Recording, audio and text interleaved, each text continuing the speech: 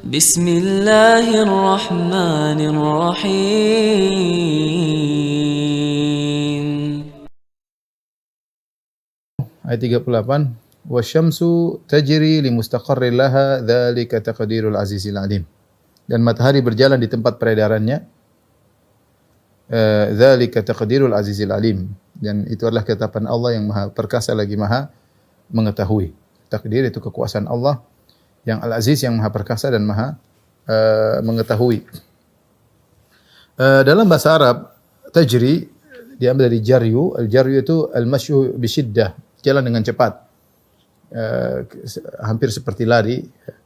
Kalau kita mengatakan al-masyu jalan biasa, tapi al-jaryu ijri berarti maksudnya lebih cepat sampai mendekati lari, disebut dengan al-jaryu. Di sini Allah mentakbir wasyamsu tajri, matahari mengalir ya, bergerak ya, mengalir. Ya, apalagi disebut dalam nanti ayat selanjutnya fi falakin yasbahun, seperti berenang di falak. Itu matahari berjalan dengan cepat. Ini menunjukkan matahari tidak diam, tapi dia bergerak. Dia bergerak mengitari sesuatu. Ya, makanya Allah menggunakan lafal tajri. Bergerak mengitari sesuatu, dan gerakannya tentu sangat cepat, apalagi matahari yang sangat besar seperti itu ya. Tentu wallahu alam sebesarnya seperti apa, tapi demikianlah sebagian pakar-pakar astronom mengatakan bahwasanya matahari sangat besar, entah berapa kali lipat daripada bumi ya. Kemudian jaraknya jauh dari bumi sekitar 150 juta kilometer, itu perkataan mereka. Wallahu alam akan kebenarannya ya. Tetapi Allah menyebutkan bahwasanya matahari bergerak ya, li mustaqarril laha, menuju kepada tempat istiqrarnya. Nah, istiqrarnya ini ada khilaf di kalangan para ulama. Ada yang mengatakan tajri li mustaqarril laha, maksudnya mustaqar zamani, yaitu berkaitan dengan waktu. Yaitu bahwasanya matahari akan terus mengalir tidak berhenti sampai waktunya dia berhenti, yaitu ketika hari kiamat kelak. Ini tafsiran sebagian ulama. Li mustaqarril laha ay mustaqar az-zamani. Tempat istiqrar itu kan tempat menetap kalau bahasa Arab ya. Sampai dia berhenti pada waktunya, dan itu ketika hari kiamat kelak ya. Karena Allah berfirman dalam surat Ibrahim, wa sakhkhara lakumus syamsa wal qamara da'ibain wa sakhkhara lakumul laila wan nahar.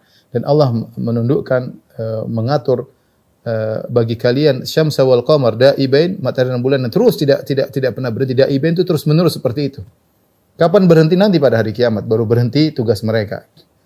Ya, ketika idza syamsu kuwirat, ketika matahari sinarnya diredupkan oleh Allah Subhanahu wa taala, wa jumi'a syamsu wal qamar, matahari digabungkan dengan rembulan. Tapi ini makna pertama, mustaqarril laha, maksudnya matahari akan terus mengalir tidak berhenti. Dan kalau kita baca perkataan ahli astronomi mengatakan matahari sudah tercipta entah berapa miliar tahun yang lalu, ya Allah alam ya. Dan semenjak itu dia sudah berjalan sampai dia berhenti pada hari kiamat kelak. Siapa yang bisa mengatur ini semua? Kemudian bayangkan kalau benar perkataan mereka ahli-ahli astronom ini yang mengatakan jaraknya 150 juta tahun. Bagaimana panas matahari bisa konstan sampai ke bumi dengan jarak sekian? Betapa energi yang keluar bisa sampai 150 juta tahun, 150 juta kilometer ya, sampai ke sini dengan energi yang konstan. Dan bagaimana energi matahari tidak habis-habis sejak miliaran tahun yang lalu ya, tidak habis-habis. Siapa yang bisa bikin ini semua? Siapa yang bisa nyalain? Jangan usah nyalain api terus-menerus, kita nggak mampu dunia ini. Bahan bakar habislah, apalah. Ini bayangkan ya, matahari 150 juta kilometer, cahayanya panas, sinarnya sampai ke bumi dengan konstan dan stabil ya. Seandainya matahari maju sedikit, tentu bumi akan terbakar, akan rusak atmosfer dan yang lainnya. Kalau matahari mundur, bisa jadi bumi akan menjadi dingin dan manusia tidak bisa hidup di atasnya. Dan ini kenikmatan matahari luar biasa, berkaitan dengan banyak kejadian dalam atas muka bumi ini. Berkaitan dengan orang bekerja, melihat cahaya, ya, bisa juga sumber energi listrik dengan matahari, berkaitan dengan